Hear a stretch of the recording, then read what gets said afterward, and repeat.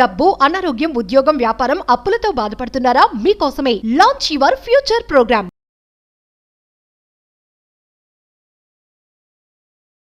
నమస్తే, welcome to Suman TV. ప్రస్తుతం మనతో పాటు ప్రముఖ ఆధ్యాత్మికవేత్త శ్రీనివాసులు అనంతరామ శర్మ గురువు గారు ఉన్నారు. వీరితో కొన్ని విషయాన్ని మనం మాట్లాడి చర్చిద్దాం. హలో అండి గురుగారు. నమస్కారం. మా నరసింహార్పణం. గురుగారు, ఇప్పుడు ఎప్పుడు ఎంతమంది ఎన్ని రకాలుగా చెప్పినా కానీ ప్రతిసారి అందరికీ ఈ సందేహం అనేది ఉంటుంది. అదేంటంటే ఆడవాళ్ళకి నెలసరి ఉన్నప్పుడు ఇంట్లో పూజలు చేయకూడదు అని అంటూ ఉంటారు. కొంతమంది ఏమో చేసుకోవచ్చు అంటారు, లేదు ఆడవాళ్ళు చేయకూడదు మగవాళ్ళు చేయొచ్చు అంటారు.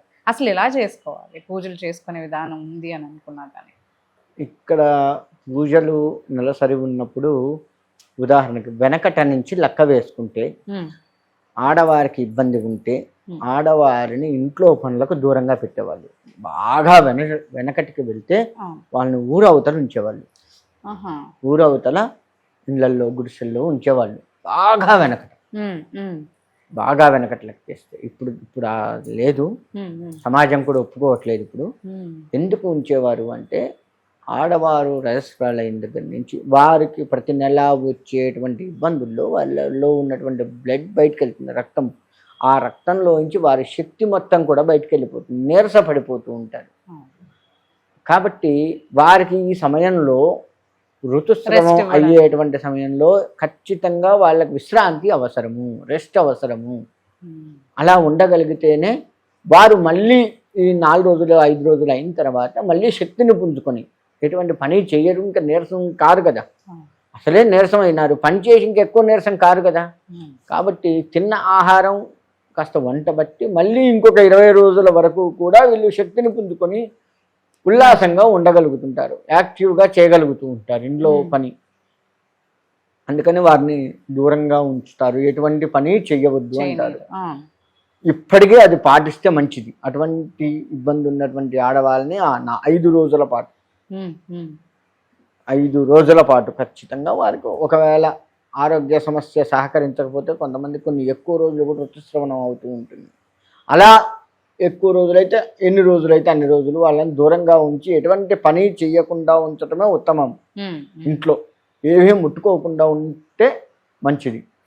అటువంటి ఆడవారు అలా వండిన అన్నం కనుక తింటే విషంతో సమానంగా చెప్తారు. కాబట్టి వాళ్ళని దూరంగా ఉంచమని చెప్తాం. కాబట్టి అలా ఉండాలి. 1. 2, పూజల విషయానికి వస్తే ఎందుకు వాళ్ళని దూరంగా ఉంచితే వాళ్ళు విడిగా ఉండి వారు ఏమీ ముట్టుకోకుండా ఉంటే ఇంట్లో మగవారు పూజ చేసుకోవచ్చు. ఈ మధ్యకాలంలో హైదరాబాద్ లాంటి మహానగరాల్లో కావచ్చు, వాళ్ళ పల్లెటూళ్ళల్లో కూడా లెక్క వేసుకుంటే ఇళ్లల్లో కడుపుతారు. వాళ్ళు కూడా ఇంట్లో కలపకపోతే వెళ్ళట్లేదు, చెయ్యట్లేదు. పసిపిల్లగాళ్ళు ఉన్నారు, ముసలోళ్ళు ఉన్నారు, వాళ్ళకి చేసి పెట్టేవాళ్ళు లేరు. ఇలా అనేక రకాల కారణాలతో ఆఫీసులకు వెళ్ళాలి, ఏదో ఒక కారణాలతో ఇంకా వాళ్ళు వెనకట ఉన్నట్లుగా ఒక రూమ్లో ఉండటం చేయటం కాకుండా ఇంట్లో అన్నీ ముట్టుకొని కలుపుకొని పోతూ ఉన్నారు.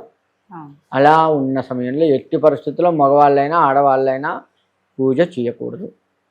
ఋతుస్రావ సమయంలో ఆడవారు ఎట్టి పరిస్థితుల్లో చేయకూడదు. ముట్టుకోకుండా దూరంగా ఉంటే మగవాళ్ళు చేయవచ్చు. కలుపుకొని పోతే వాళ్ళు కూడా ఇంట్లో అన్నీ ముట్టుకొని చేస్తూ ఉంటే మాత్రం ఎట్టి పరిస్థితుల్లో మగవారు కూడా పూజ చేయవద్దు. పూజా గది సపరేట్ ఉంటే మాత్రం తలుపులు వేసి పెట్టడం ఉత్తమం.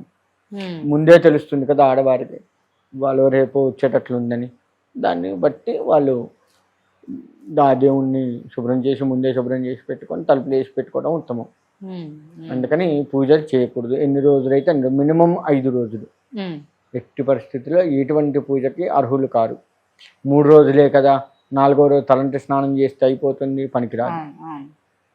నిండా 5 రోజులు ఉండాలి. 6వ రోజు నుంచి పూజ ప్రారంభం. అంటే వీరు 25 రోజులు ఈ ఆడవారు పూజ చేసుకోవచ్చు. 25 రోజులు ఏ పూజలో అయినా పాల్గొనవచ్చు. ఒక 5 రోజులు ఆపాలి. నెలకు 30 రోజులు కదా మనం, అలా లెక్క వేసుకుంటే 25 రోజులు ఖచ్చితంగా హాయిగా బ్రహ్మాండంగా పూజలు చేసుకోవచ్చు. ఈ 5 రోజులు చేయవద్దు. కలుపుకొని చేస్తే ఇంట్లో పుణ్యవాచనం చేయించుకొని ఆ తర్వాత 6వ రోజు పుణ్యవాచనం చేయించుకొని ఇల్లంతా శుద్ధి చేసుకోవడం ఉత్తమం. ఇలా చేయాలి కలుపుకొని పోతే. అంటే మన గోవుకు సంబంధించినటువంటి మూత్రాన్ని తీసుకొని వచ్చి మంత్రయుక్తంగా చేస్తూ ఉంటారు బ్రాహ్మణులు. గోమూత్రాన్ని ఇంట్లో చల్లుకొని చేస్తూ ఉంటారు. ఆ విధంగా చేయాలి.